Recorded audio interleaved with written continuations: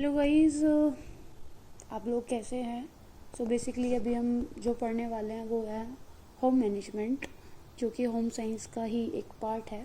हम स्टार्ट करेंगे यहाँ से गृह प्रबंधन से, जो कि गृह प्रबंधन क्या है। गृह प्रबंधन एक मानसिक प्रक्रिया है जिसमें आयोजन आता है, नियोजन आता है और मूल्यांकन आता है। ये क्या होता है, मानवीय मतलब जो साधन है वो मानवीय और अमानवीय साधन होते हैं, जो जिसमें हमारी आवश्यकताओं की पूर्ति होती है और उसके बाद संतुष्टि होती है। बेसिकली आपने देखा होगा कि यहाँ से क्वेश्चन बनते हैं। सो हम स्टार्ट करते हैं। रिशफील्ड ने प्रबंधन को एक्शन ऑफ साइकिल कहा है। देवदास ने गृह प्रबंधन को बांध कहा है।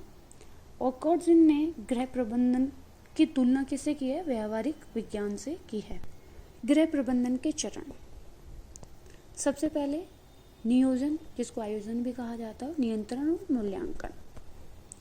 नियोजन प्रबंधन की प्रक्रिया का प्रथम एवं सर्वाधिक महत्वपूर्ण चरण है। किसी भी काम को करने से पहले उनकी एक व्यवस्थित रूपरेखा बनाना, जिसमें वांछित उद्देश्य की प्राप्ति हो सके, उसे ही नियोजन कहते हैं।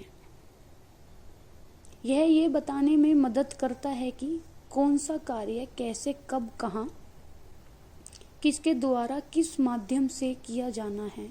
यह एक मार्गदर्शी के रूप में कार्य करता है। इसमें प्रबंधन के मानसिक शक्ति जैसे चिंतन, स्मरण, तर्क, बुद्धि, रचनात्मक निर्णय शक्ति इत्यादि का प्रयोग होता है। अब ग्रोस एवं कैंडल के अनुसार आयोजन के जो चरण हैं ये भी मोस्ट इम्पोर्टेंट है, जो कि हम पढ़ेंगे। देखते हैं क्या है। फर्स्ट, समस्या को परिभाषित करना। दूसरा है विकल्पों को ढूंढना। तीसरा, विकल्पों पर उपयोगिता अनुसार विचार करना। संभावित हल का चयन या उपयुक्त विकल्प ढूंढना। उत्तरदायित्व को स्वीकारना, परिणाम को स्वीकारना। ने देखा होगा यहाँ से क्वेश्चन बनता है और कभी कभी ऐसे सीक्वेंस से बनता है कि आपसे पूछ लेगा कि ग्रोस और कैंडल के अनुसार जो आयोजन के चरण हैं उसमें से मतलब कौन सा सही है। इस प्रकार से क्वेश्चन आता है, या फिर आपको लगाने के लिए दे दिया जाएगा कि पहले नंबर पे क्या है, दूसरे पे, तीसरे पे, चौथे पे, पांचवे पे। ओके, सो अब हम सबसे पहले पढ़ेंगे आयोजन के प्रकार। आयोजन दो प्रकार के होते हैं, एक दीर्घकालीन आयोजन होता है, एक अल्पकालीन आयोजन होता है। सबसे पहले आयोजन दीर्घकालीन आयोजन अल्पकालीन आयोजन पर निर्भर होता है। अल्पकालीन आयोजन मिलकर ही दीर्घकालीन आयोजन को पूरा करता है। अतः दीर्घकालीन आयोजन अल्पकालीन आयोजन पर आश्रित होता है।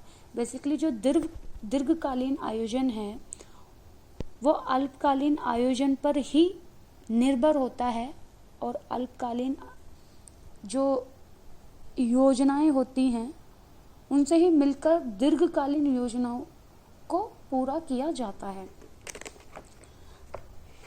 ओके, फिर हम पढ़ेंगे नेक्स्ट नियंत्रण, जो कि उसका गृह प्रबंधन का दूसरा चरण है।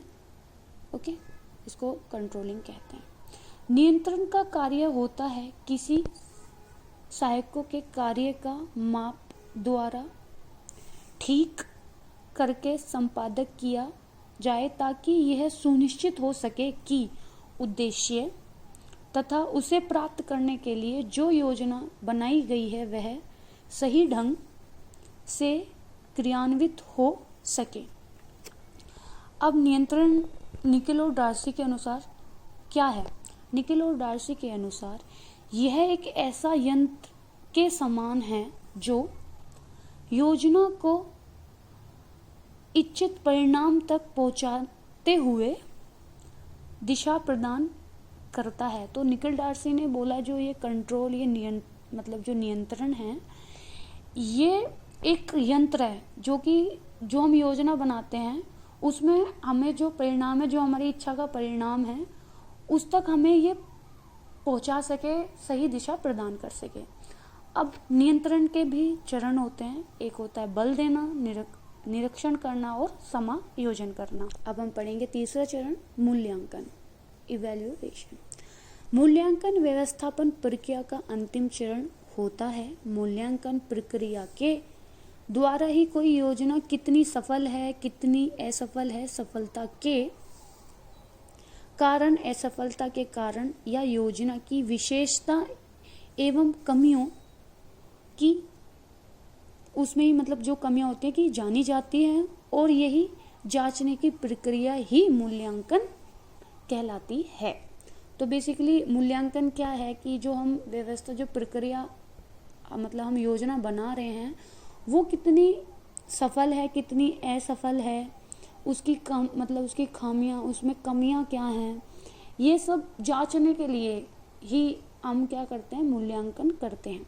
मूल्यांकन के प्रकार हैं सर्वोपरि मूल्यांकन, सविस्तार मूल्यांकन, सापेक्ष मूल्यांकन, निरपेक्ष मूल्यांकन, औपचारिक मूल्यांकन, अनौपचारिक मूल्यांकन, निर्णयात्मक मूल्यांकन और संकलनात्मक मूल्यांकन। सो बेसिकली सर्वोपरि मूल्यांकन क्या होता है? इसमें कार्य का ऊपरी तौर पर मूल्यांकन किया जाता है। इसमें बहुत गहराई से मूल्यांकन की प्रक्रिया नहीं की जाती है। प्रबंधन सरसरी निगाह से कार्य को देखता है और मूल्यांकन करता चला जाता है। आपने देखा होगा इसमें क्वेश्चन बना था कि ऐसा कौन सा मूल्यांकन है जो कि सरसरी निगाहों से, मतलब जो कि सरसरी निगाहों से देखा जाता है, जैसे प्रबंधन सरसरी निगाहों से कार्य को देखता है, तो वो मूल्यांकन कौन सा होता है? सर्वोपरि मूल्यांकन। अब हम दूसरा पढ़ेंगे, सविस्तार मूल्यांकन। इनमें कार्य के प्रत्येक चरण पर बहुत ही बारीकी से मूल्यांकन का कार्य किया जाता है। कार्य सुधार लाने के लिए इस प्रकार के मूल्यांकन का प्रयोग किया जाता है ताकि जिस चरण में कमी हो उसे जाना जा सके तथा सुधार का कार्य किया जा सके। अब हम पढ़ेंगे सापेक्ष मूल्यांकन। सापेक्ष मूल्यांकन, इस मूल्यांकन में योजना के समाप्त होने पर लक्ष्यों की प्राप्ति कितनी हुई है इसका तुलनात्मक अध्ययन किया जाता है। सापेक्ष क्या है? इस मूल्यांकन में योजना, जब हमारी योजना समाप्त हो जाती है तो इसमें देखा जाता है कि लक्ष्यों की कितनी प्राप्ति हुई है और इसका तुलनात्मक अध्ययन किया जाता है। निरपेक्ष मूल्यांकन, इसमें मूल्यांकन बिना किसी तुलना के सफलता का पता लगाया जाता है। इसका प्रयोग अल्पतम होता है। जो निरपेक्ष मूल्यांकन है, इसमें मूल्यांकन बिना किसी तुलना के सफलता का पता लगाया जाता है और इसका जो प्रयोग होता है ना, वो बहुत अल्पतम होता है। फिर है औपचारिक मूल्यांकन। इसमें मूल्यांकन का कार्य एक निश्चित क्रम, समस्या तथा व्यवस्थित क्रिया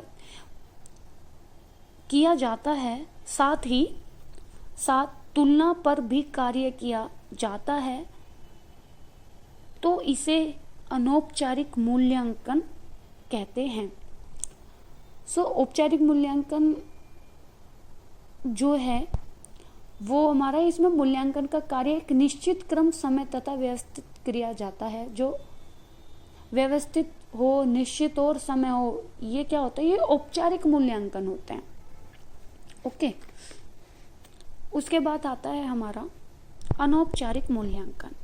अनौपचारिक मूल्यांकन, यह अनौपचारिक मूल्यांकन का ठीक मतलब यह है अनौपचारिक मूल्यांकन, यह औपचारिक मूल्यांकन का ठीक विपरीत होता है। इसमें क्या क्रम, समय या एवं व्यवस्थित ढंग से आवश्यकता नहीं होती है। मतलब इसमें क्या होता है, ये बिल्कुल उसका औपचारिक का उल्टा होता है। अनौपचारिक में हमें क्रम या फिर किसी मतलब कार्य को क्रम से करना या फिर एक समय में या फिर व्यवस्थित ढंग से ऑर्गेनाइज तरीके से करना, इसमें इसकी आवश्यकता नहीं होती है, जबकि औपचारिक में होती है। अब निर्णयात्मक मूल्यांकन, योजना के बीच बीच में लगातार मूल्यांकन करना निर्णयात्मक मूल्यांकन है, यह बच्चों के विकास के मूल्यांकन को आंकने का अच्छा तरीका है। सो बेसिकली जो निर्णयात्मक मूल्यांकन है ये क्या होता है, जब योजना चलती रहती है इसमें बीच बीच में लगातार मूल्यांकन करते रहते हैं, ठीक है। यह बच्चों के विकास के मूल्यांकन को आंकने का बहुत अच्छा तरीका है। अब है संकलनात्मक मूल्यांकन। इस प्रकार के मूल्यांकन में योजना के समाप्त होने पर मूल्यांकन का कार्य किया जाता है। यह निर्णयात्मक मूल्यांकन से कम उपयुक्त माना जाता है। सो आपने देखा होगा संकलनात्मक मूल्यांकन है, इस प्रकार के मूल्यांकन में योजना के समाप्त होने पर मूल्यांकन का कार्य किया जाता है, और यह एक निर्णयात्मक मूल्यांकन से क्या होता है, ये कम होता है, क्योंकि निर्णयात्मक मूल्यांकन जो होता है उसमें क्या होता है, उसमें बीच बीच में लगातार मूल्यांकन करते रहते हैं। बट इसमें क्या, संकलनात्मक मूल्यांकन में ऐसा कुछ नहीं होता, इसमें योजना के समाप्त होने पर किया जाता है। ओके, सो बेसिकली आज हम यहाँ तक पढ़ेंगे। आगे फिर हम पढ़ेंगे मूल्यांकन के स्तर, मूल्यांकन के कितने स्तर होते हैं। अभी हमने पढ़ा था मूल्यांकन के प्रकार, जो कि थे ये सर्वोपरि मूल्यांकन, सविस्तार मूल्यांकन, सापेक्ष मूल्यांकन, निरपेक्ष मूल्यांकन, औपचारिक मूल्यांकन, अनौपचारिक मूल्यांकन, निर्णयात्मक मूल्यांकन और संकलनात्मक। निर्णयात्मक मतलब इंग्लिश में आप देख लो, जैसे कि देख पा रहे होगे, निर्णयात्मक, फॉर्मेटिव और सम्मेटिव।